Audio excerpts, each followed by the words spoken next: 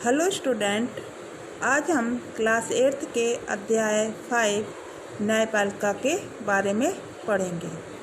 न्यायपालिका यानी कि जैसा कि शब्द से ही इसका अर्थ व्यक्त होता है कि एक ऐसी संस्था या एक ऐसा अंग जो कि न्याय करता है।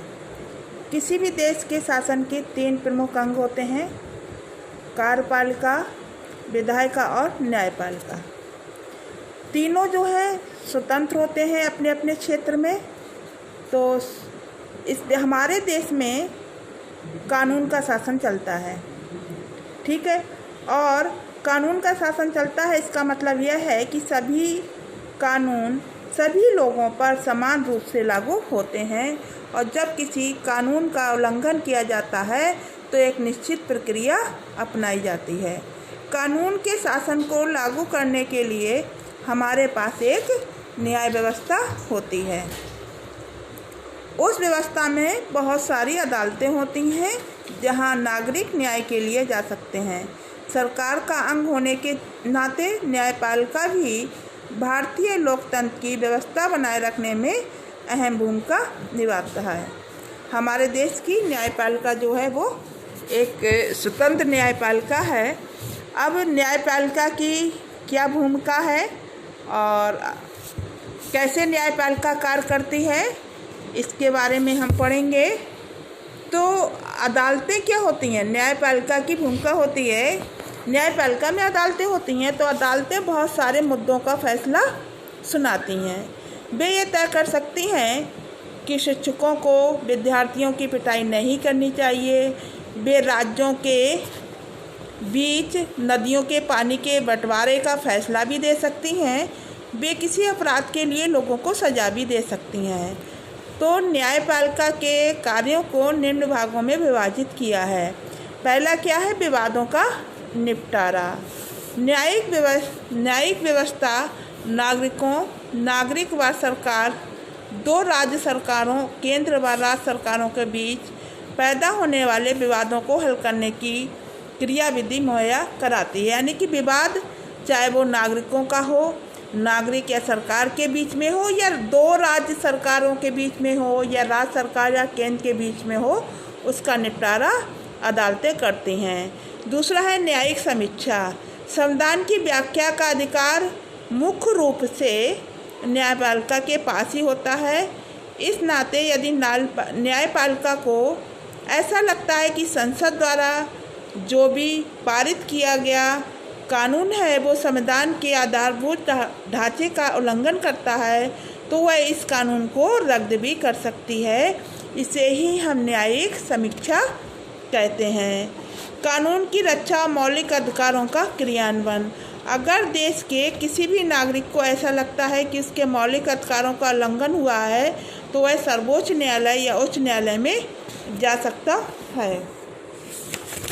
अब आ जाइए, स्वतंत्र न्यायपालिका क्या होती है।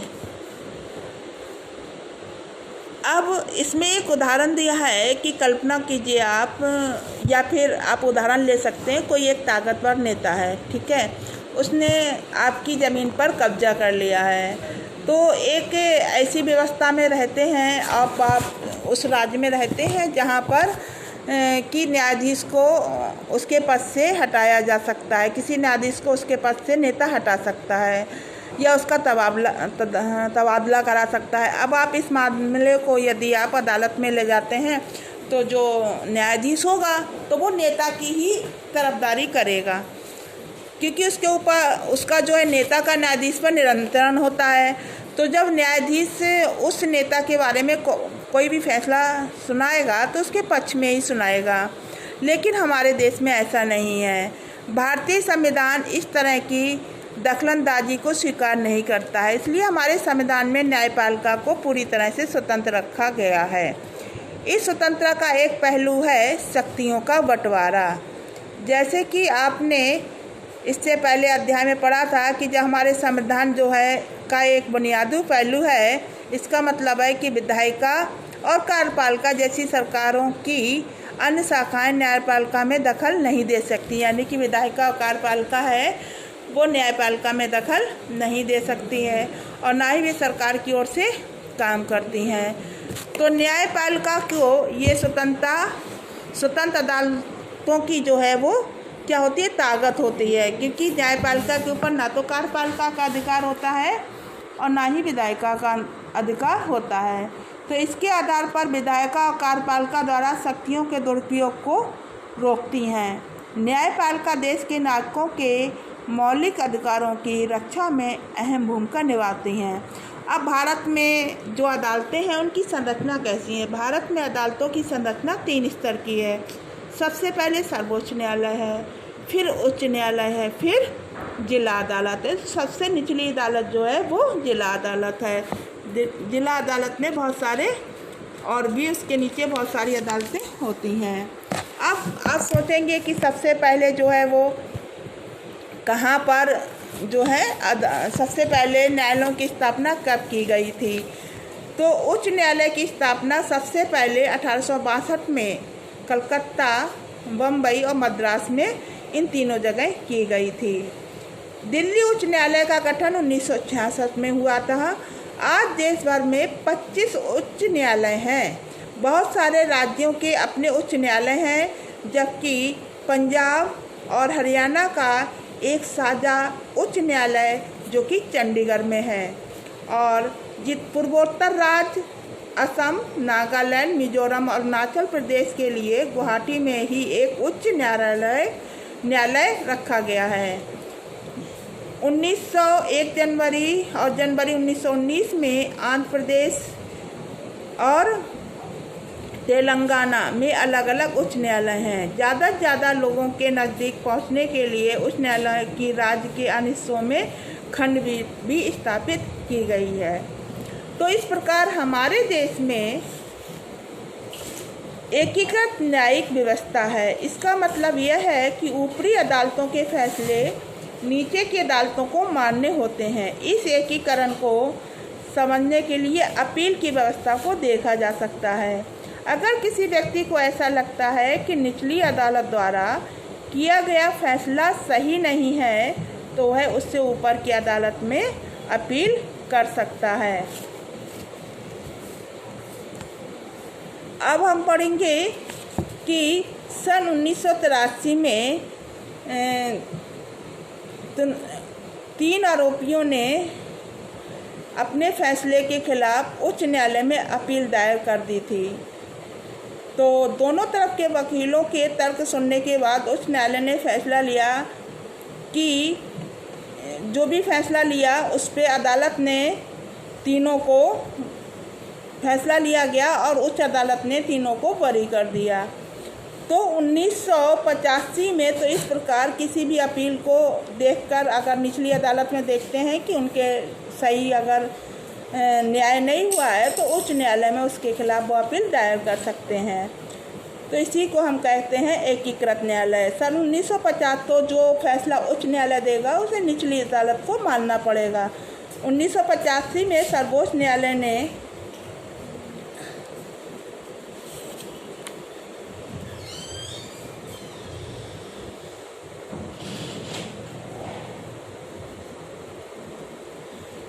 फिर जब अदालत ने फिर हम अगर उससे भी हम संतुष्ट नहीं होते हैं तो हम उच्च न्यायालय में अपना केस ले जा सकते हैं।